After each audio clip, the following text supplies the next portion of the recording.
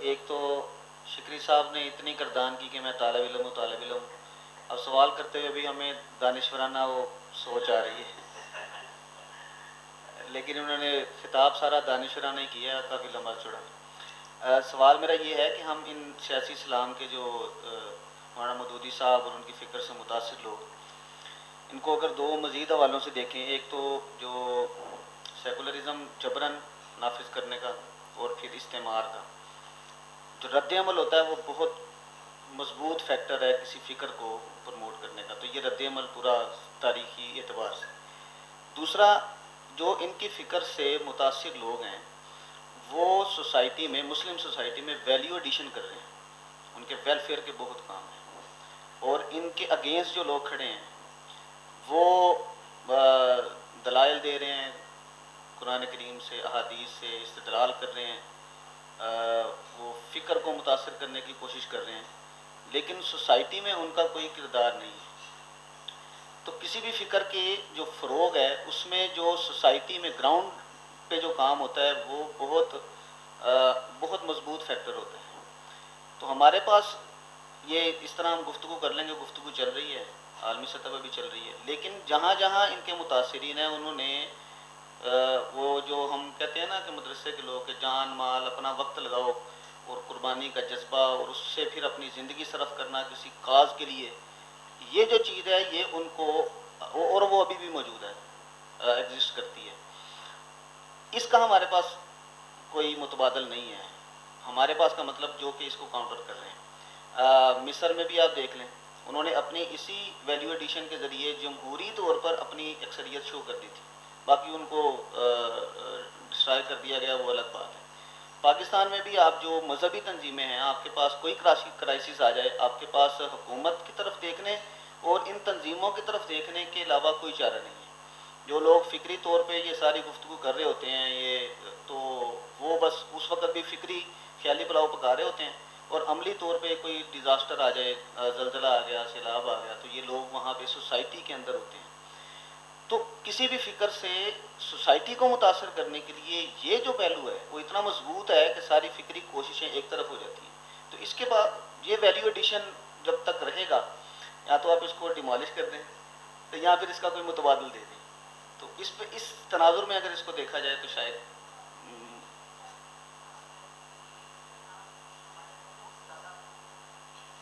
ایدھی صاحب کا نام جو ہے وہ ہمارے عالموں سے زیادہ بکتا ہے.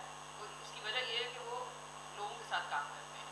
بات جو کر رہے ہیں اس کو میں انڈورس کر رہی ہوں. ڈاکٹر صاحب کی بات بالکل ٹھیک ہے، اور مجھے یہ پتہ تھا ان کی طرف سے سوال آئے گا، اس لیے میں نے شروع میں ان پہ ایک سوال چھوڑ دیا تھا کہ آپ نے اس کا جواب دینا. ٹھیک ہے ڈاکٹر خیر یہ میں مذاقاً بات آپ سے، تو یہ بات تو ٹھیک ہے، لیکن وہ قرآن کی ایک آیت جو ہے لیتخذ بعض سخریہ، تو معاشرے میں تقسیم ہے نا عمل کا، اور جو جماعت اسلامی مثال، تو ہم یہ نہیں کہتے کہ پاکستان کے اندر جو فلاحی کام وغیرہ کرتے ہیں وہ لوگوں کو دہشت گردی کی طرف لے جا رہا ہے، ایسا نہیں ہے. وہ فکری طور پر انہوں نے لوگوں کو متاثر کیا، تو ہم اسی تناظر میں بات کر رہے ہیں. باقی عملی کام سے تو کوئی انکار نہیں ہے. اب جیسے میڈم نے مثال دی ایدھی صاحب کی، یا چھیپا ہمارے گھر پہ ادھر ہے، اور اسی نے اس پہ اب تو ماشاء اللہ ریاست میں بھی کچھ چیزیں مطلب ویلفیئر تنظیمیں جو چندہ کر کے کر رہی تھی، تو انہوں نے کہا یار ایک کام بھی سانو کرنے تو ہم اپنا کام تو نہیں کریں گے، تو انہوں نے وہ کر لیا. جو کام کر رہا ہے نا تو پھر آپ سے کیوں پوچھے کہ میں نے کیا کرنا ہے، وہ کام کر رہا ہے. یہ تو ہے. نہیں ہم تو چلو ایک شہری ہونے کی حیثیت سے بات تو کر سکتا ہوں، اتنی آزادی تو ہے نا آپ کی اس میں نئے سسٹم میں، یا یہ بھی نہیں ہے. اچھا اس میں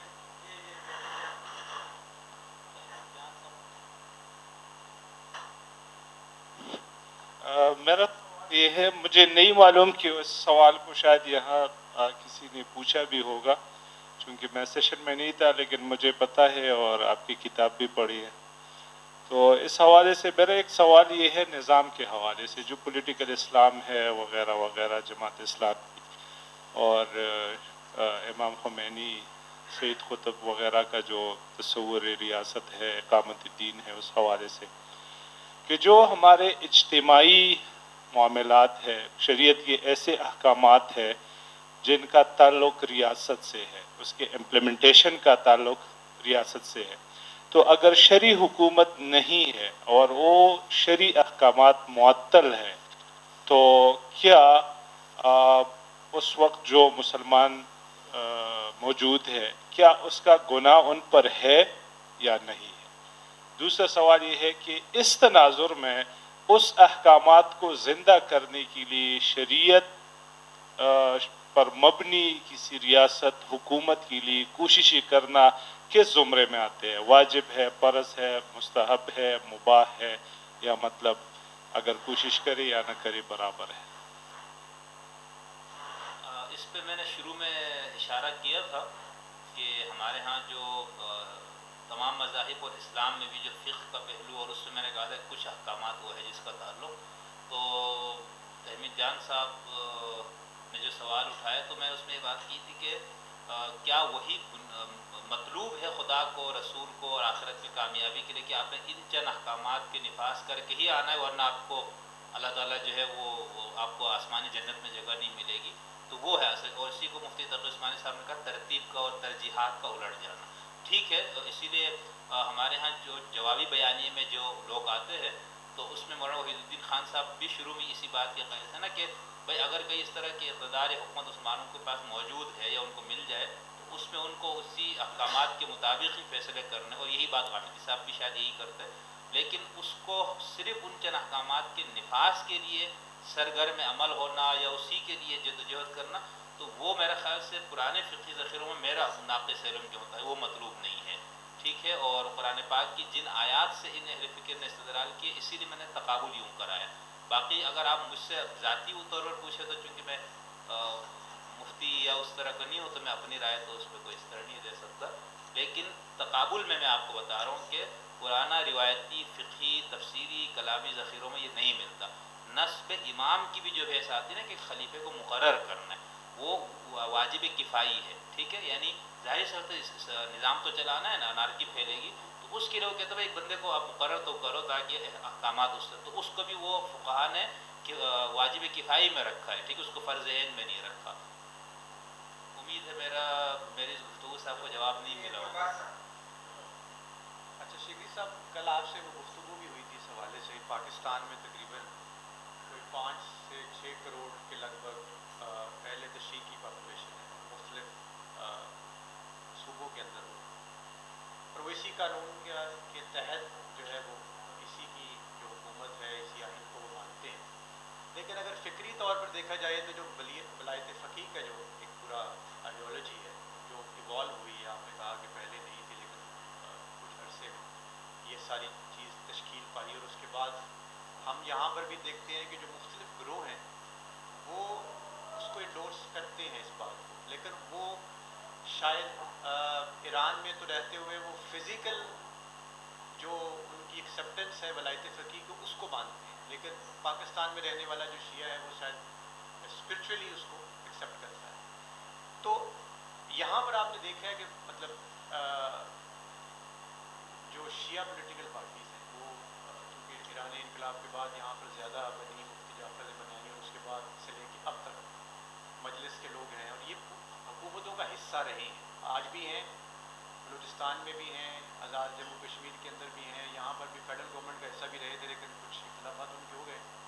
تو یہ کیا 5 جو 6 کروڑ افراد ہیں اس ملک میں جو بستے ہیں وہ فکری طور پر تو ولایت فقیہ کو مانتے ہیں، اور جو یہ تبدیلیاں آ رہی ہیں جس طرح یہاں سے 2-3 دن سے ہماری گفتگو چل رہی ہے کہ زیادہ جو منبع ہے فوکس ہے وہ دیوبند ہے، اور جس طرح مختلف لوگوں نے بھی اسپیکرز نے بھی کہا کہ شاید فیوچر میں بھی جو ریفارمز ہیں وہ شاید اسی فقہ سے اوپر اٹھیں اور اسی سے ہی ایک پولیٹیکل اسلام کی کوئی ایسی شکل نکلے جو کہ شاید جمہوریت یا اس کی ویلیوز کی بہت قریب ہو۔ تو کیا یہ 5-6 کروڑ جو لوگ ہیں وہ مطلب مجھے تھوڑا سا کیا وہ خلا میں ہیں یا فکری طور پہ مذہبی طور پہ، مجھے یہ سوال جو ہے بینگ میں خود ایک اسی فکر سے تعلق رکھتا ہوں، مجھے خود ہی بڑا ابھی کل 2 دن کی ڈسکشنز کے بعد یہ سوال میرے ذہن میں پیدا ہوا ہے کہ یہ 5-6 کروڑ لوگ ہیں کون؟ وہ آئین کو تو مانتے ہیں لیکن مذہبی اور فکری طور پر وہ ولایت فقیہ کے ماننے والے ہیں، تو یہ تھوڑا ایک عجیب قسم کا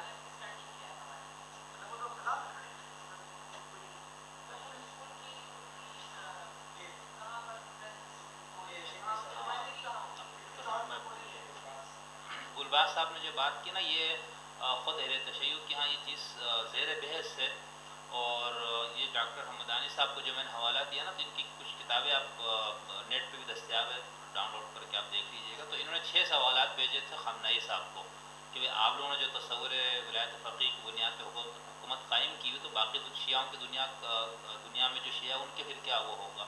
ٹھیک ہے, تو ان کے ہاں بھی یہ زیر بحث ہے. لیکن جو یہاں آپ نے کہا نا جو لوگ میں نے تو جہاں زیادہ لوگوں سے بات ہوئی تو ایسا لگتا ہے جیسے ان کے لیے ایک بہت یعنی ان کو لگتا ہے یعنی امام معصوم ہی کی حکومت شاید نعوذ باللہ کہیں قائم ہوئی ہے. تو بہت وہ جذباتی لحاظ سے رومانویت ان کو اس سے ہے. لیکن ان کی مثال بالکل یوں سمجھ لیجئے جیسے اہل سنت کے ہاں یا اہل سنت کے علاوہ جو جن تحریکوں کی ہم نے بات کی ہے جو اس آئیڈیالوجی سے متاثر ہے کہ اسلامی حکومت اور ریاست قائم کر کے ہی آپ نے زندگی گزارنی ہے, تو وہ باقی ریاستوں میں جس طرح زندگی گزار رہے کہ ہماری مجبوری ہے, ٹھیک ہے, اب ولی فقیہ اس طرح سے نہیں ہے, یہاں پر اس کا اقتدار نہیں ہے تو ہم نے اسی میں رہنا ہے. لیکن ابھی جی ہاں بالکل اس طرح. لیکن چونکہ شیعہ اقلیت میں ہے فی الحال تو ان کے ہاں اس طرح سے مسلح جدوجہد یہاں نظر نہیں آ رہی. لیکن عراق میں آپ حزب الدعوہ کی تاریخ پڑھیں نا تو آپ حیران رہ جائیں گے کہ بالکل ٹی ٹی پی اور داعش کی تحریک اٹھتی وہاں پر. ٹھیک ہے, اسی طرح دھماکے ہوئے, اسی طرح ریاست کو چیلنج درپیش رہا حزب الدعوہ, اور یہ باقر الصدر وغیرہ نے یہ تنظیم بنائی تھی, یعنی ان کا اس میں بہت نام آتا ہے. تو کہنے کا مطلب ہے کہ یہ لوگ بعد میں مجبوری جس طرح باقی دنیا میں سنی مسالک سے تعلق رکھنے والے سیکولر ممالک میں یا مسلم ممالک میں بھی یعنی ان کو یہ پتہ ہے کہ غیر شرعی غیر اسلامی لیکن بس زندگی گزار ہے. لیکن میں نے کچھ شیعہ دوستوں سے بات کی, میں نے کہا جس انداز سے ایران سے اس پہ لٹریچر شائع ہو رہا ہے نا اسلامی انقلاب, اسلامی نظام, ریاست کا قیام کتنا ضروری ہے, تو ایسا نہ ہو کہ آج سے کچھ سالوں کے بعد پاکستان نے بھی آپ لوگوں کے پکڑ دکڑ اس بنیاد پہ شروع ہوئی, یہ بھی ریاست کو چیلنج کرنے جا رہا ہے. ٹھیک ہے, تو یہ چیز موجود ہے اور یہ بالکل ایک کیا کہنا چاہیے فکری طور پر اب وہ مواد آ رہا ہے. اور آپ یونیورسٹی کی سطح پہ جو پڑھنے والے اسٹوڈنٹس ہیں, مدرسے والوں کو فی الحال اتنا نہیں ہے, ٹھیک, خمینی سے ان کو جذباتی لگاؤ یہ سب کچھ ہے, لیکن اسی لیے وہ جو یونیورسٹی سے تعلیم حاصل کرنے والے اسٹوڈنٹس سے جو انقلاب تبدیلی نظام سے بہت متاثر ہو رہا ہے تو ان کے اندر وہ یہ قبولیت بہت آ رہی ہے.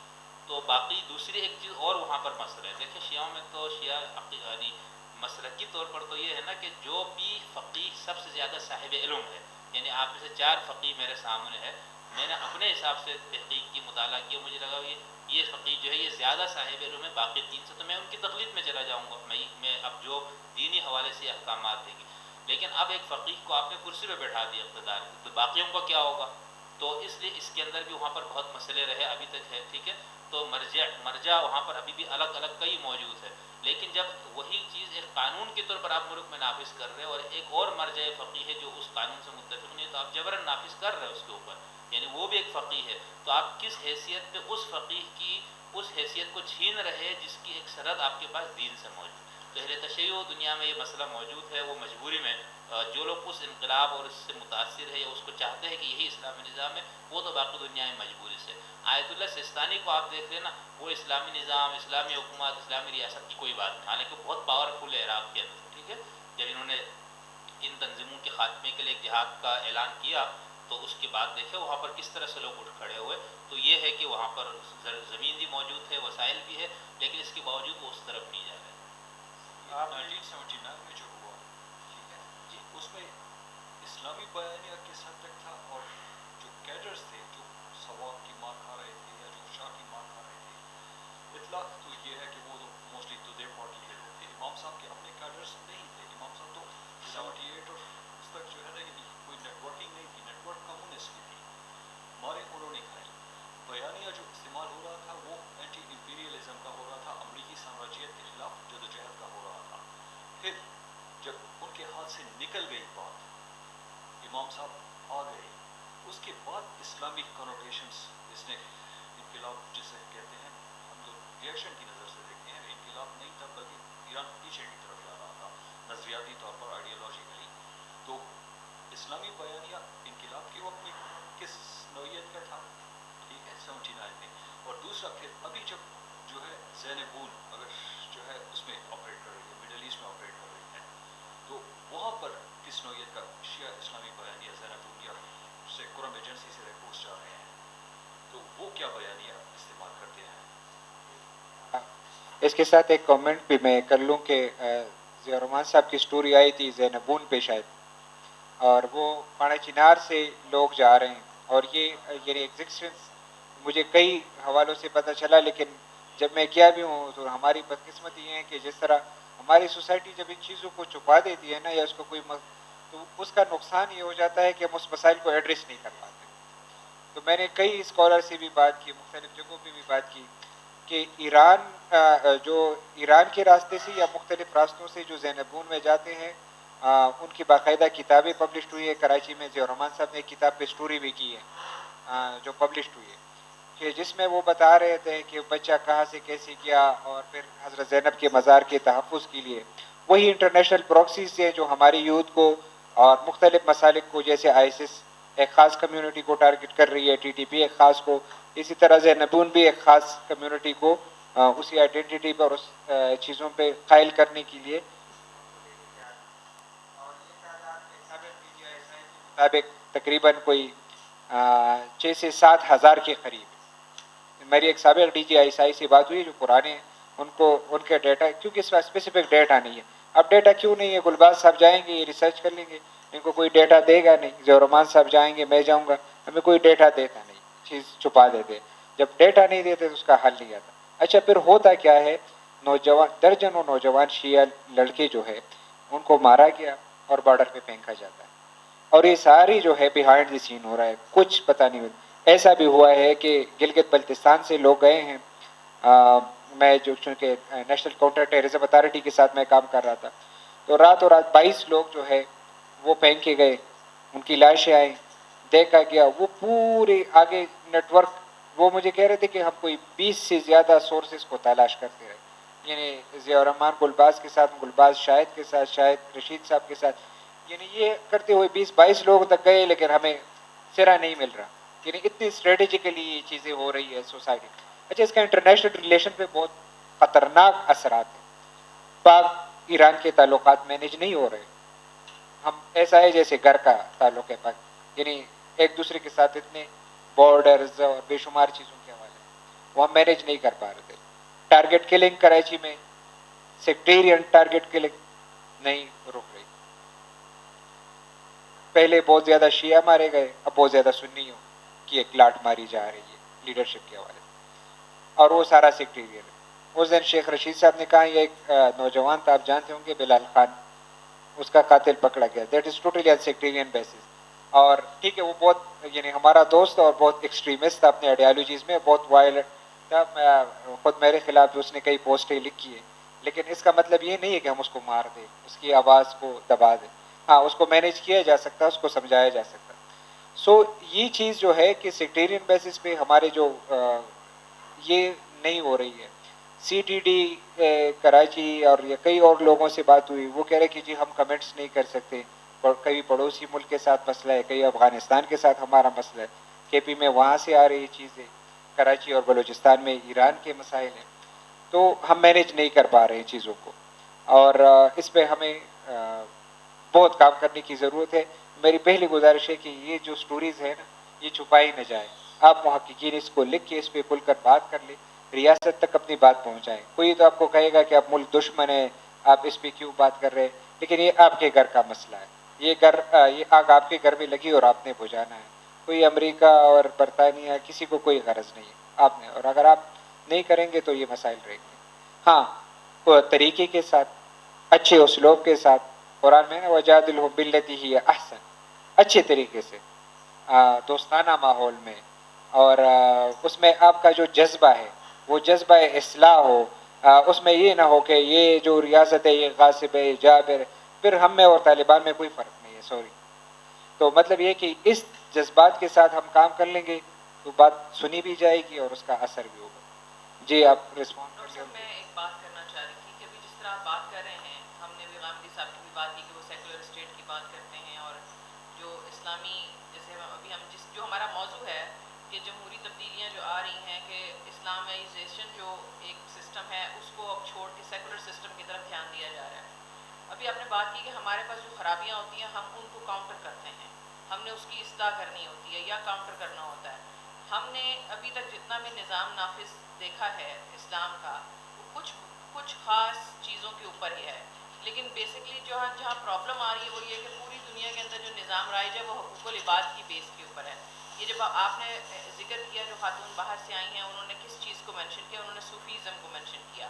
اسلام پھیلا کس کے ذریعے؟ اس خطے کی ڈائنامکس کو اگر دیکھیں تو اس خطے میں تو صوفیوں نے اسلام کو پھیلایا ہے. اس خطے میں تو تلوار والا کوئی بھی نہیں آ کے اسلام کو نافذ کر سکا. تو ہر علاقے کے عربوں میں اور طریقہ کار ہے اسلام کو پھیلانے کا اور سسٹم ڈیزائن کرنے کا, اور مسلمانوں کے جو مختلف خطے ہیں ہر خطے کے ڈائنامکس ڈفرینٹ ہیں. تو جو میری یہاں پر ایک سجیشن ہے یا مجھے جو سمجھ آ رہی ہے وہ یہ ہے کہ ہم یہ نہیں کہہ سکتے کہ یہاں پر اگر جمہوریت چل سکتی ہے تو سعودیہ میں بھی چل سکتی ہے. ہم یہ نہیں کہہ سکتے کہ اگر تیونس کے اندر سسٹم جو ہے وہ ڈیموکریٹک ہے تو ملائیشیا میں بھی چل جائے گا. ہم نے اس علاقے کے لوگوں کا مزاج دیکھنا ہے. بعض جگہوں پہ لوگوں کا مزاج جو ہے وہ یہ ہے کہ ان کو فورسفلی کوئی چیز دی جاتی ہے تو ان کو سمجھ آتی ہے, ان کے اوپر ڈال دیا جاتا ہے تو ان کو سمجھ آتا ہے. ہمارے جو لوگ ہیں ان کے اندر بھی بہت زیادہ یہ چیز ہے کہ وہ کہتے ہیں کہ کیا ہے وہ پیار سے مانگو گے تو جان بھی دے دیں گے, کیا چیف صاحب والا وہ ہے. وہ گانا کیوں بنتا ہے؟ وہ آپ کا مزاج بتاتا ہے. آپ پیار سے کیا کچھ نہیں ان سے لے لیتے ہو, لیکن اگر آپ تڑی لگاتے ہو تو پھر یہ اکڑ بھی جاتے ہیں. تو اسی طریقے سے اگر ہم بات کریں سیکولر اسٹیٹ کی بات کر رہے ہیں غامدی صاحب کے جن بار بار ذکر کر رہے ہیں ہم, تو بات یہ ہے کہ اسلام نے تو ایک مکمل آپ کو نظام دے دیا ہوا ہے. جی سوال سمجھ نہیں آیا ابھی تک. ایک تقریر تو میں نے بہت اچھی سن لی آپ کی ماشاءاللہ. ڈاکٹر صاحب اسی لیے تو میں نے نام نہیں رکھا کہ میں آپ کو کسی اس میں ڈالوں. میں نے کہا آپ نے تو مجھے برداشت ہی نہیں کرنا. میں ایک بات کر رہی ہوں کہ جتنا آپ نے ابھی دیکھا ہے مجھے جو اس کی انڈرسٹینڈنگ ہے, ہم اس پہ کیوں نہیں بات کرتے کہ اسلام نے تو مکمل نظام حیات دے دیا. ہم اس میں سے وہ والے پوائنٹس کیوں نہیں لے کے آتے جو عوام سے منسلک ہیں. جی یہ ڈسکشن اسی کے لیے کہ ہم اسی پہ بات کر لیں. جی شفیع اللہ گل صاحب پھر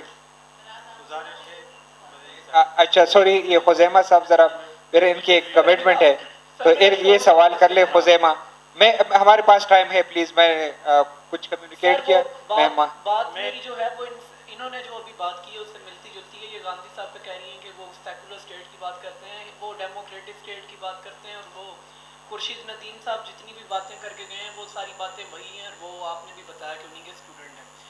ابھی میں یہ سوال ان سے کرنا چاہ رہا ہوں کہ چاہے گاندھی صاحب ہوں یا کوئی بھی اسکالر ہو, ہمارا جو گلہ ہے جو سوشلسٹ ہم ہیں, مارکسسٹ ہیں, اور جو مطلب کلاس اور طبقاتی جو تقسیم ہے اس کے خلاف ہیں, وہ یہ ہے کہ جتنے بھی مذہبی اسکالرز ہیں وہ یہ طبقاتی تقسیم جو ہے اس کو ڈیفینڈ بھی کر رہے ہوتے ہیں کہ یہ اللہ کا حکم ہے, اللہ نے امیر اور غریب کی تقسیم بنائی ہے.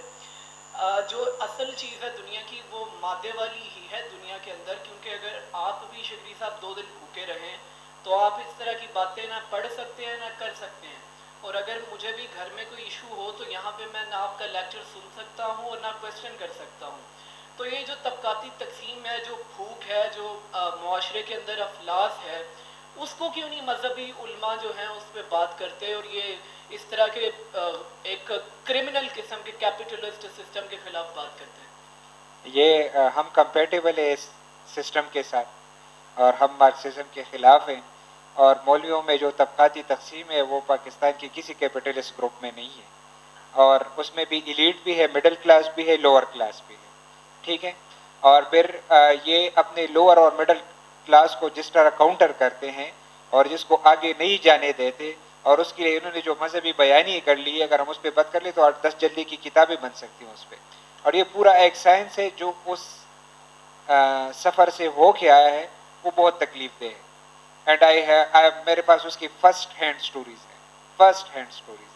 سو اس پہ کبھی بعد میں بات کر لیں گے. لیکن اشراق بھائی جو یہ بات کر رہے ہیں نا, یہ گفتگو جو ہے وہ ہمارے معاشرے میں اگر ہمارے جو منبر اور محراب سے ہوتی ہے اس کی آپ نوعیت دیکھیں, اور یہ بات کرتے ہیں اور جس سے ہم اپنے آپ کو جوڑنے کی کوشش کرتے ہیں, چاہے وہ رسول پاک صلی اللہ علیہ وسلم کا دور ہو یا چاروں خلفائے راشدین کا دور ہو, اس میں بڑی کلیئر نظر آتی ہے کہ ری ڈسٹریبیوشن آف ریسورسز, چاہے وہ زکوٰۃ کا نظام ہے یا جزیہ ورثہ. تو یہاں پر جب بیسیکلی سوال اس لیے یہ اہم ہے کہ کیونکہ پاکستان کے اندر ابھی دیکھیں 40% مڈل کلاس کی روڈ ہو گئی, اور مڈل کلاس کا تعلق جو ہے وہ بڑا قریب سے ہے ہماری اکنامک گروتھ کے ساتھ. تو اب یہ کیونکہ اور اس کے اندر مطلب آپ کو بھی اندازہ ہے کہ ہماری جو ریلیجیس فریٹرنیٹی ہے وہ شاید اس پہ بہت زیادہ گفتگو کرنا نہیں چاہتی، کیونکہ وہی 15,000 روپے کا جو مولوی صاحب لیتے ہیں وہ اسی محلے کی جو کمیٹی ہے وہ اس کو دیتی ہے، اور وہ فائنینشلی کیونکہ ان کے اوپر اس ڈپینڈنٹ ہے، تو یہ 15,000 آپ کوئی بڑے اچھے ایریا کی بات کر رہے ہیں. ہمارے گاؤں میں اب بھی 2 سے 3,000 کی کہانی ہے، اور ہمارے مسجد کے امام چونکہ بہت رچ ہیں تو میرے خیال سے اسے 6 کے 8,000. اربن اور رورل ڈیوائڈ ضرور ہے، صحیح کہہ رہے ہیں آپ، بالکل اس میں ان کائنڈ بھی ہے رورل ایریاز کے اندر، لیکن یہ گفتگو جو ہے نا یہ اگر ممبر اور محراب سے، اور یہی آپ کو یاد ہے کہ جو ہم نے پچھلے 5 6 7 سالوں میں تھوڑا تبدیل کرنے کی کوشش کی ہے کہ ممبر سے اگر یہ اس طرح کی بات ہو ہیومن رائٹس کی، وومن رائٹس کی، انیکوالٹی کی، تو شاید جو ہے وہ امیج جو ہے وہ ہمارے علماء کا تھوڑا بہتر ہو، اسلام کا بھی. یہ بہت اہم سوال ہے اور میں اب سے ایگری کرتا ہوں کہ ہمارے ہاں اس پہ گفتگو نہیں ہو رہی، لیکن جب ہم polio eradication through religious engagement ایک پروگرام ہم نے لانچ کیا تھا، ہم نے مسجد کے امام کو لیا، میں مدرسے کی مفتی کو لیا. آپ حیران ہوں گے کہ مجھے حیرت انگیز نتائج آئے. یہ نہیں ہے کہ علماء نے اس کو ڈساؤنڈ کیا، انہوں نے سپورٹ کیا، اور بے شمار ایسے کانفلکٹ ہے. تحمید صاحب اگر ٹائم ہوتا تو آپ کے ساتھ شیئر کر لے، شیعہ سنیوں کی کانفلکٹ ہے، دیوبندی بریلیوں کی کانفلکٹ ہے. تحمید تو یہ سارے انہوں نے کیے ہیں، اور گلباز صاحب آپ کو درجن سٹوریز بتا سکتے ہیں، ہر ایک، بلکہ آپ اس طرح کے بے شمار واقعات ہمارے سوسائٹی میں موجود ہیں. اب مسئلہ یہ ہے کہ ہم مولوی صاحب سے جو ایکسپیکٹ کر رہے ہیں نا، ہم نے اس کے سوشل ویلیو کیا ہے، ہم اس پہ کبھی بات نہیں کرتے. آپ کے مولوی صاحب کے پورے اسٹیٹ سٹرکچر میں کہاں پر ایڈجسٹمنٹ ہے؟ ایک اسلامی نظریاتی کونسل بنائی گئی ہے جس میں کوئی 50 سے 60,000 کی ممبر کو تنخواہ دی جاتی ہے، 20 لوگ پورے پاکستان سے لیے جاتے ہیں، اور یہ پاکستان کی پوری مذہبی ریپرزنٹیشن ہے ان کو خوش کرنے کے لیے. باقی کچھ مذہبی سیاسی جماعتیں 2-4 سیٹیں لے کے آتی ہیں، یہ ہماری ریپرزنٹیشن ہے. اور ریلیجن کو اوور پریزنٹ کر رہے ہیں آپ ہر چیز میں، لیکن جگہ کیا دے رہے ہیں مولوی صاحب؟ اس ادارے کے اسٹرکچر، اور آپ منسٹری آف پیٹرولیم کے حال کو دیکھ لیں، آپ اس ادارے کے سیکرٹری کے آفس کو دیکھیں، اور آپ جا کے منسٹری آف انٹیریئر کے آفس کو دیکھ لیں.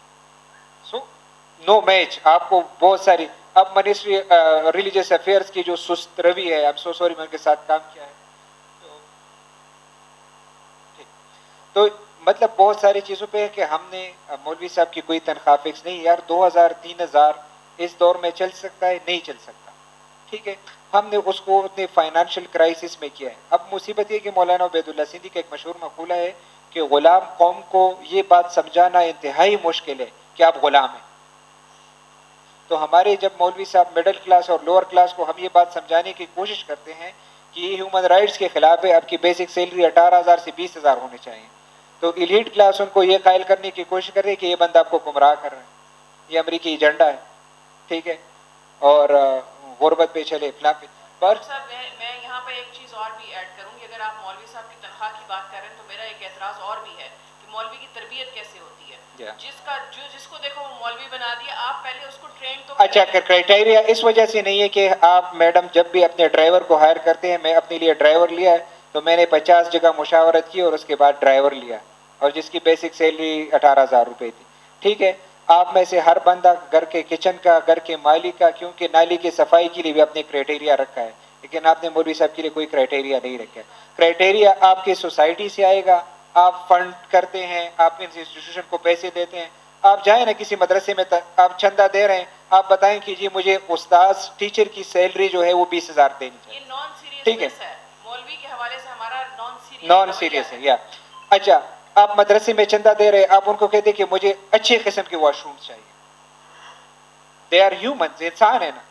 مجھے اچھا، ہم کیا کرتے ہیں بدقسمتی سے کہ ہمارا بھی جہاں نام ہو وہ سٹیج پہ نام لے لے کے حضرت فلاں فلاں فلاں تشریف لائے ہیں، اور اسی سے ہمیں خوشی ہوتی ہے اور چندہ دے دیں. یا ہمارے کوئی رشتہ دار کی فوتگی ہو جائے، وہاں اچھا کوئی درود فاتحہ مجلس پڑھ لے، بس وہ شوشہ ہماری ہو جائے، کیونکہ ہم ٹریڈیشنلی اس کو ڈیل کر رہے ہیں. ہاں، ذمہ داری کے طور پر ہم اس کو نہیں لے رہے، اور اس کی وجہ سے جب آپ نے اوور تو مذہب پہ آپ یقین رکھتے ہیں، لیکن جب سوسائٹی میں ایڈجسٹمنٹ کی بات ہے آپ وہ نہیں کر رہے. یہ خود ایک کرائسس ہے. یہی سی ملیٹنسی بھی نکلے گی یہاں سے ان آئیڈیالوجیز پہ، کیونکہ جب آپ شکار ہو جاتے ہیں کہ یار مجھے موقع نہیں ملتا، مجھے کیا پڑی ہے، مجھے کوئی کہہ دے کہ آپ داعش کے خلیفہ بن جائیں. ٹھیک ہے، 2 ریاستیں دینی، میں رہنے کے لیے تیار نہیں ہوں، کیونکہ میرے پاس وہ زندگی کی وہ سہولت ہے، وہ آسائش ہے، وہ ساری چیزیں موجود ہے جو کہ عام انسان کو سوسائٹی میں اس کی ضرورت ہے، اس کو ملنی چاہیے. لیکن اگر آپ کسی ولنریبل بندے سے کہتے جو 2 سے 3 ہزار کی سیلری لے گا تو وہ کہہ رہے یار صوبے ملک کی بات چھوڑو، اگر مجھے تھوڑا سا ڈسٹرکٹ اور گاؤں پہ مل جائے جس میں 50-60 ہزار کی سیلری ہوگی ول ایگری. اور یہ صرف مولوی کی مثال نہیں کر رہا، یہ آپ کی یوتھ کی مثال بھی کر رہا ہوں. 65% یوتھ ہے وہ فارغ بیٹھی ہے، کوئی ہم ان کو جگہ نہیں دے رہے. سب سے زیادہ وہ جائیں گے. القاعدہ کی جو لیٹسٹ گزشتہ 4-5 سالوں سے میں ٹریک فالو کر رہا ہوں اس میں مدرسے کے فضلاء کی تعداد بالکل نہ ہونے کے برابر. یہ میرے لیے بڑی حیرت کی بات ہے کہ اس میں جو ہے ماڈرن اور ایلیٹ کلاس یونیورسٹی سے پنجاب یونیورسٹی سے جو تعداد ہے وہ بہت زیادہ بڑھ رہی ہے. اب کہنے کا یہ ہے کہ جو پرسوں ہم نے بات کی ریلیجس لٹریسی کی، خزیمہ آپ سوال کر لیں کیونکہ وہ بات شکری صاحب کی موضوع سے ہٹ رہی ہے اور مولویوں پر آ رہی ہے. تو اسلامی سیاسی اسلام کے بارے میں شکری صاحب سے میرا سوال ہے. انہوں نے پہلے کہا کہ قرآن میں انبیاء کا آیا ہے کہ مطلب موسیٰ علیہ السلام کی مثال لے لیں، ہارون علیہ السلام کی لے لیں، دیگر تو انہوں نے اسلامی ریاست قائم کی تھی کہ نہیں، یہ سوالیہ نشان لگا کر چھوڑ دیا اپنا موقف. میرے مقصد یہ ہے کہ جو بھی سوالات انہوں نے اٹھائے، آپ نے جو سوالات اٹھائے ہیں ان کا جواب آپ نے مختلف علماء کہ ان کا بیان دیا، لیکن اپنا وہ خلاصہ بیان نہیں کیا. تو اپنا وہ خلاصہ ذرا بتا دیں کہ ہاں سیاسی اسلام کے بارے میں آپ کا اپنا کیا موقف ہے، تھوڑا سا کچھ الفاظ میں. دوسرا انبیاء کے بارے میں آپ نے کہا کہ انبیاء ہیں لیکن سب نے کوئی ریاست قائم نہیں کی. لیکن میں لیکن میرا جواب اس کا میں ایک سوال بن رہا ہے کہ جب ایک شریعت نہیں آتی ہے تو قرآنی شریعت منسوخ ہو جاتی ہے. تو اس لیے نبی کریم صلی اللہ علیہ وسلم آئے اور انہوں نے اسلامی فلاحی ریاست قائم کی اور اسلامی نظام قائم کیا. ٹھیک ہے، وہ مختلف خلفائے راشدین کا پیچھے نقشہ لگا ہوا ہے. خلفائے راشدین کا چھوٹا سا، پھر اموی، پھر عباسی علوی، پھر آپ کہہ سکتے ہیں سلجوق سلطنت ہو گئی ادھر شمال کی طرف، اور پھر خلافت عثمانیہ یہاں پر مغل. وہ آپ ٹھیک کہہ رہے ہیں، لیکن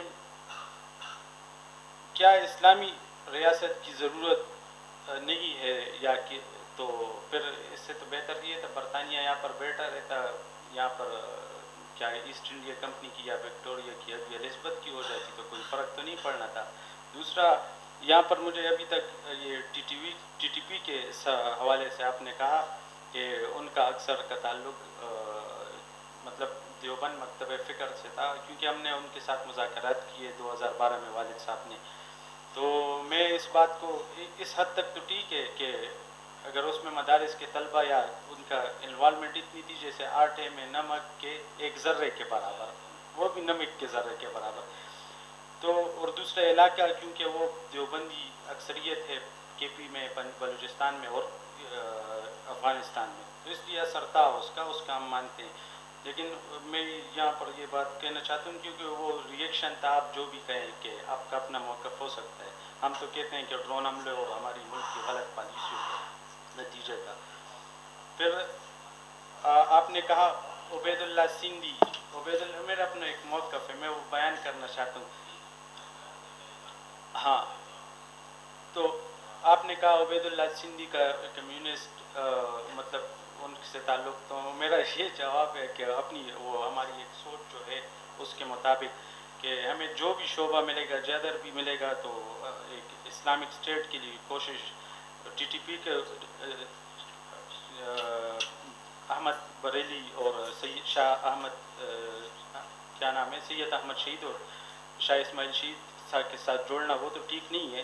لیکن ہم اپنے آپ کو ان کے ساتھ ایک جوڑتے ہیں کہ مرہٹوں نے جب حملہ کیا ہندوستان پر یا ان کی وہ تحریک زور پکڑ رہی تھی تو شاہ ولی اللہ نے خط لکھا عبدالی صاحب کو. عبدالی صاحب آئے، ہمیں پانی پت کی لڑائی میں ان سے جان چھڑائی ہماری. پھر اس کے بعد بریلی صاحب نے جو انقلاب لے کر آئے تو ہم ان کے اس تحریک کے ساتھ جو ناکام ہو گئی تھی ان کی شہادت کی وجہ سے ان کے ساتھ اپنے آپ کو جوڑتے ہیں.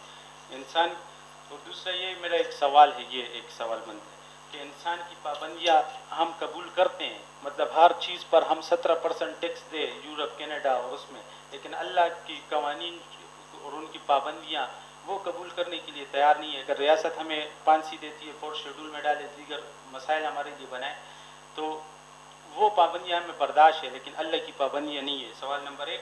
سوال نمبر 2، صوفی اسلام کی بات یہاں پر کی جا رہی ہے بار بار، تو یہاں پر ہم غریب بھی چلے گئے، کھٹک صاحب نے اسپارٹا بھی پہنچا دیا، صرف ہم سے سیزر کی سینٹ رہ گئی اور ٹروئے کا گھوڑا رہ گیا ہے. تو اس کے بعد ہر ملک ہم گھومے، برونائی دارالسلام بہت سے لوگوں کے لیے ایک نیا نام تھا، کل میں نے محسوس کیا. تو یہ سارا ہم گھوم گھوم کر چلے گئے. تو اس میں ایک چیز ہے، مولانا سعید اللہ صاحب کا مدرسے ہے درویش مسجد. تو وہ درویش مسجد جو بنی ہے وہ پہلے فری مینسن کا گڑھ تھا، وہ فری مینسن کا گڑھ تھا. میری خود میں فری مینسن کے جو سابقہ جنہوں نے چھوڑ دیا تو ان کے ساتھ ملاقاتیں ہوئی ہیں. تو ان کا ایک موقف یہ ہے کہ جمہوری نظام جو ہے ہمارے ٹائپ 1 کا ایک حصہ ہے، اور پھر ٹائپ 2 میں ہم کمیونزم، وہ بہتر آپشن تھا، لیکن ہم نے غلطی کی جو ہم نے روس میں آزمایا، اور روس کے صدر نے خود بھی یہ کہا تھا آخری اپنے خطاب میں. تو صوفیزم کبھی وہ یہ چاہ رہے کہ ہم ننگہار پر ایک موب گرائیں مدر و فال بم، اور AK-47 سے اپنے ملک اور اپنی دین کا دفاع کرنے والے مظلوم مسلمان وہ دہشت گرد ہیں، اور مدر و فال بم گرانے والے وہ دہشت گرد نہیں، عالمی قوت ہے اور امن کے ٹھیکیدار ہے. تو یہ ایک سوال ہے میرا کہ صوفی اسلام، اگر ہم ایسا اسلام چاہتے ہیں کہ وہ ہمیں خنجر اندر کریں اور ہمیں آنکھ کرنے کی بھی اجازت نہ دی جائے، تو یہ جذباتی ذرا سا ہو گیا، کیونکہ ہمارا 5 صدیوں کا ایک ہم سمجھتے ہیں کہ وہ ابھی ہمیں نتیجہ ملا ہے، اور ہمیں موقع بھی نہیں دیا جا رہا کہ ہم ایک منظم اسلامی ریاست بنا سکے، ایک اسٹیٹ. اگر اسٹیٹ نہ ہوتی تو پھر ہم کس طرح اپنے مسلمان جسد واحدہ کا وہ تصور کس طرح اس پر عمل کیا جائے؟ جی جی، بہت اچھا سوال ہے. اس میں کوئی ابتدائی اگر کوئی کچھ تو ان کے کمنٹس تھے، اگر کوئی ایک آدھ بات جو آپ سمجھتے ہیں کہ آپ اپنا موقف دے دیں. میرا تو دیکھیں، میں نے آپ کو پہلے کہا کہ میں آپ کو جو مختلف محققین اور دانشوروں کے دے دیے نا، اب میں ذاتی کس حیثیت میں مطلب اب ان میں سے یہ ہے کہ آپ سب ماشاءاللہ دانش علم میں، تو آپ خود پرکھیں ان میں سے کیا کیا ہوا. میں اپنی رائے نہیں دے سکتا اس پہ، کوئی معذرت اس کے لیے نا، مطلب کہ میں دو ٹوک یہ بھی ہے کیونکہ میں اس کے قابل نہیں سمجھتا. میں انہوں نے جو سوشلسٹ اور اس پر اور میڈم نے بھی بات کی، اور انہوں نے ایسا نہیں ہے کہ ہمارے علماء جو ہے نا وہ بالکل ہی نظر انداز کرتے، ایسا نہیں. وہ حقوق العباد کی بات کرتے، سب کچھ ان چیزوں پہ بات کرتے. ہاں، فوکس اس پہ اتنا نہیں ہے جتنا ہم چاہتے ہیں یا ہونا چاہیے. جہاں تک یہ سوشلزم والی بات کی تو سر ایک بس 2-4 جملے میں اس پہ کہہ دوں گا. دیکھیں، میں تو یہ کہتا ہوں کہ آپ کسی بھی نئے نظام کو مذہبی متن سے کیوں ثابت کر رہے ہیں. یہ نا، اگر آپ نے اسلام کی سوشلسٹ تعبیر پڑھنی ہے تو آپ علامہ پرویز صاحب کو پڑھ لیں، ٹھیک ہے، ان سے پہلے عبید اللہ سندھی کے پاس، لیکن اس طرح سے نہیں. سندھی نے صرف ان کی معاشی نظام کی تعریف کی ہے وہ اس طرح، لیکن اگر آپ اس کی مکمل تفہیم چاہتے ہو تو علامہ پرویز صاحب کو پڑھیں. آپ کو لگے گا کہ پورا قرآن جو ہے نا یہ کارل مارکس ہی کے تصور کے مطابق نازل ہو. تو اس طرح کی تعبیرات موجود ہے. روایتی علماء کا موقف دوسرا ہے، ٹھیک ہے، وہ اس طرح کی چیزوں کو، ہر چیز کو قرآن سے ثابت کرنے کی کوشش نہیں کرتے. دیکھیے، جب ہم ٹائٹل دیکھتے ہیں ڈیموکریٹک ٹرانزیشن ان مسلم ورلڈ، سب سے پہلے تو مسلم ورلڈ میں ہمیں اٹ سیلف اتنا زیادہ ڈیوائڈ نظر آتا ہے. ہم دیکھتے ہیں کہ اس وقت سب سے زیادہ کانفلکٹس جو ہیں وہ مسلم ورلڈ کو ہی فیس کرنے پڑتے ہیں. جب ہم نے 3 دن سے ہم یہاں پر ڈفرینٹ ماڈلس بھی اسٹڈی کر رہے ہیں، ہم نے تیونس کا بھی دیکھا، انڈونیشیا کا بھی، ملیشیا کا بھی، ہمیں سب پتہ ہے. میرا سوال یہ ہے کہ یہ جو OIC ایک زندہ لاش بن چکا ہے، آپ کو کیا لگتا ہے کہ یہ کبھی ریوائو ہوگا؟ نہیں. تو پھر کیا پھر ہم کس اس بحث میں لگے ہوئے ہیں؟ اس کا مطلب یہ ہے کہ اس پاور پالیٹکس میں جو جس کے پاس ہم OIC یا سعودی عرب کو کیوں دیں رول؟ ٹھیک ہے، سوال یہ ہے کہ OIC is the project of سعودی عرب کے خلاف بات کرے، آپ کو منع کر دیا جاتا ہے. دوسری طرف آپ دیکھتے ہیں کہ UAE اور انڈیا کے تعلقات، اگر آپ بائیلیٹرل ریلیشنز دیکھیں، اسرائیل کو تسلیم کرنے کی بات آئے، مطلب سوال کھڑے ہو جاتے ہیں کہ یہ کیسے ہو گیا، مگر پاکستان کیوں کرے؟ پاکستان کے علماء پہ کبھی وہ جلوس نہیں نکالیں گے، خاص کر سعودی عرب کے حوالے سے سنی علماء، اور ایران کے حوالے سے کوئی شیعہ علماء کبھی جلوس نہیں نکالیں گے. It's very clear. وہ اسٹیٹ کے مفادات سے زیادہ ان کے بھی اپنے مفادات. سر، میرا ایک سوال ہے شیری صاحب، وہ یہ کہ آپ نے عبید اللہ سندھی صاحب کے حوالے سے بات کی، تو عبید اللہ سندھی صاحب نے خود ہی اپنی کتاب وہ میری زندگی میں یہ اعتراف کیا ہے کہ شاہ ولی اللہ رحمہ اللہ کے فلسفے کی وجہ سے میں نے ایک گزارش ہے کہ چھوڑ آپ کو دیا ہے۔ شیٹس دی گئی ہے، یہ ساتھ ساتھ فل کرتے رہے تاکہ اگر سرمنی شروع ہو جائے تو اس سے پہلے. عبید اللہ سندھی صاحب اپنی کتاب میری زندگی میں لکھتے ہیں کہ شاہ ولی اللہ رحمہ اللہ کے فلسفے کی وجہ سے میں نے اسی فکر کو یعنی اس کو لادین حملے سے تعبیر کیا ہے کہ اس لادین حملے سے میں محفوظ ہو گیا ہوں. اب آپ جس انداز میں اس کو پریزنٹ کر رہے ہیں تو میرا خیال یہ ہے کہ یہ مدعی سست اور گواہ چست کے مزداق نہیں بنتا ہے. بہت معذرت، دیکھیں میں کیونکہ وقت کا وہ تھا تو عبید اللہ سندھی پہ میں تھوڑی سی اور بات کرنا تھا، لیکن یہ ذہن میں رکھے کہ انہوں نے، میں صرف یہ کہہ رہا ہوں کہ سوشلزم کا جو معاشی نظام ہے نا، جس کے اندر برابری ہے، وسائل کی برابر مساویانہ تقسیم ہو، یہ آپ بھی بات کر رہے ہیں، تو انہوں نے صرف اس پہ، ورنہ تو وہ کمیونزم کو بالکل لادین سمجھتے تھے. ایسا تو نہیں ہے کہ میں نعوذ باللہ یہ کہہ رہا ہوں کہ وہ کمیونسٹ ہو گئے تھے، ایسا نہیں ہے. اس کے معاشی تعبیر سے متاثر ہونا، اور اس کے لیے دیکھیں آپ تفسیر المقام المحمود ہے نا، هو الذی جعل لکم الارض یا الناس اعبدوا ربکم الذی خلقکم والذی من قبلکم لعلکم تتقون. اس کے بعد جو ہے کہ اللہ نے تمہارے لیے زمین کو بنایا ہے، فراشا والسماء بنا. اس آیت کی تفسیر مولانا صاحب لکھتے ہیں جب اللہ نے کہہ دیا زمین سب کے لیے ہے، تو یہ کہ آپ کچھ لوگوں نے اتنی زمینوں پہ قبضہ کیا، کچھ کے پاس یہ ہے. میں صرف اس پہلو سے کہہ رہا تھا، ورنہ وہ بالکل ایک مسلمان عالم دین اور بہت بڑے مجتہد، یعنی ایک نئی فکر کے علمبردار تھے. کسی فکر کے کسی جزوی پہلو کو اسلام کی کسی اس سے اگر ان کو مشابہت نظر آ رہی ہے تو یہ بالکل اس الگ مفہوم ہے. ٹھیک ہے، یعنی ایسا نہیں کہ انہوں نے کمیونزم کو قبول کیا تھا، اس کی سیاسی تعبیر کو. ڈاکٹر افطار صاحب پلیز. جی سر ایک جی بولیں. آپ نے تفسیر کے حوالے سے بات کی، جی تو جو جدید تفاسیر کا حوالہ آپ نے دیا ہے کہ انہوں نے قدیم تفاسیر کو ٹچ ہی نہیں کیا ہے بعض مسائل میں، تو ہمارے تفسیر کے حوالے سے خاص اصول ہے، اس کے مطابق تفسیر کرنا ہے. تفسیر القرآن بالقرآن بالحدیث باقوال صحابہ، اس ترتیب کے بعد اگر یہ اس کو فالو نہیں کیا جائے تو ہمارے روایتی طرز کے مطابق وہ جو ہے تفسیر قابل قبول نہیں ہے. تو اس حوالے سے آپ کی کیا رائے ہے؟ میں تو اس بات کا وہ زور دے کے بات کہی کہ اگر دیکھیں نا، اگر ہم قائل نہیں ہے لیکن لوگ کریں گے نا، ظاہر سے تو فکری یا بولنے کی لکھنے کی آزادی ہے، تو ان کو میں نے کہا تھا کہ کم سے کم اس کی تو پابندی کریں نا کہ اس متن کو 1400 سال میں جس طرح لیا گیا ہلکا سا اس کا تو وہ دے دیں.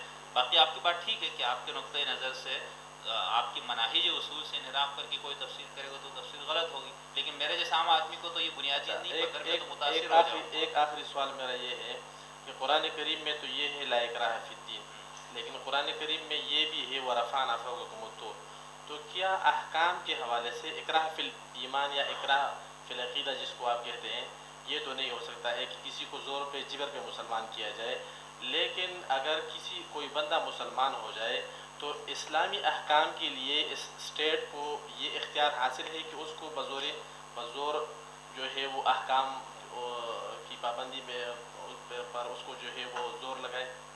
کیا اس طرح ہو سکتا ہے؟ اگر نہیں ہو سکتا ہے تو قرآن کی 2 آیاتیں ہیں، ایک ہے ورفعنا فوقکم الطور اور ایک ہے لا اکراہ فی الدین، تو ان دونوں کے درمیان تعارض ہے. پھر اس تعارض کو ہم کیسے دفع کر سکتے ہیں؟ نہیں، یہ تو آپ علماء وہ کریں گے نا. دیکھیں جہاں تک ہے کہ کوئی مسلمان ہے اور اگر اسلامی قانون کے طور پر کوئی کام ہو تو اس کو تو جبراً نافذ ہوگا نا، وہ قانونی طور پر تو بالکل جبراً. لیکن جو لا اکراہ فی الدین والی آیت ہے وہ تو اس میں یہ کہ کسی کا عقیدے کو آپ نے جبر سے نہیں تبدیل کرنا. ٹھیک ہے، لیکن کیا مجھے اس طرف اجازت ہے کہ میں چند لوگوں کو لے کے نکلوں؟ میں نے کہا کہ زبردستی میں نہیں انل منکر کر رہا ہوں، تو اس کو تو پھر میرے خیال سے روایتی علماء بھی نہیں ٹھیک سمجھتے. سر میرا ایک سوال یہ ہے کہ اس وقت جو ہماری گفتگو کا محور تھا وہ یہی تھا کہ اس وقت ڈیموکریٹک اسلام یا جو اسٹیٹ بنانا چاہیے وہ ڈیموکریٹک اور اسلام دونوں کے ایک جو ہے وہ ایک مجتمع ہو، ایک مرکز ہو. سر سوال بیسکلی یہ ہے کہ ہمیں جب کہا جاتا ہے کہ ہمیں آپ صلی اللہ علیہ وسلم کی زندگی ان کو پڑھنا چاہیے، اس کی نقش قدم پر چلنا چاہیے، تو سر سوال ہے کہ اس وقت جہاد کی کیا حیثیت ہے؟ غلبہ دین کے لیے یا ایک اسٹیٹ بنانے کے لیے، اسلامک اسٹیٹ بنانے کے لیے ہمیں مسلح جدوجہد کرنے کی وہ اجازت نہیں ہے. ہمیں دوسری قتال کی بھی اب ایسی صورت سامنے نہیں آ رہی کہ ہم کس سے لڑے کیا لڑے، اور ہم چونکہ سارے گروہ سارے ان کا ایجنڈا کچھ اور ہے. تو بیسکلی سوال میرا یہ ہے کہ اس وقت جہاد کی پھر کیا حیثیت رہی؟ قرآن مجید میں یہ ہے کہ وَإِذَا قُمْتُمْ إِلَى الصَّلَاةِ فَاغْسِلُوا وُجُوهَكُمْ وَأَيْدِيَكُمْ إِلَى الْمَرَافِقِ، نماز کے لیے آؤ تو یہ آزاد ہو کے آ جاؤ. ٹھیک ہے. جب اچھا دوسری جگہ ہے کہ جب وہ نہ ملے تو تیمم کرو. تو جب تک مجھے پانی مل رہا ہے تو تیمم کی آیت پہ عمل نہیں ہو رہا تو اس میں کیا گناہ ہے؟ نہ اللہ نے ہم سے مطالبہ کیا کہ تم نے ہر صورت ہر وقت میرے ایک ایک حکم پہ عمل کر کے ہی آنا ہے، ایسا نہیں ہے نا۔ اب طلاق کے احکامات ایک آدمی کا یار میں تو اس پہ کبھی عمل نہیں کیا، میں اپنی بیوی کو طلاق دیتا ہوں، کیوں میں نے اس حکم پہ عمل کرنا؟ تو اس طرح مطلوب نہیں ہے، یعنی جو جوابی بیانے والے وہ یہ کہتے ہیں کہ اس طرح سے مطلوب نہیں ہے۔ باقی ہے کہ جہاد کے اوپر اس کی پوری تفصیل علت القتال پہ ہمارے قرآن فقہا نے کتنی طویل اور علمی بحثیں کی ہوئی ہے نا، اس کے اندر بھی تو جو آپ کی بات ہے، دیکھیں ہم جہاد زمانے قتال کی بات کر رہے ہیں نا، تو اس کے ایک اپنے تناظر ہے، وہ حالات پیدا ہو جاتے تو اس کے اوپر عمل ہوتا ہے۔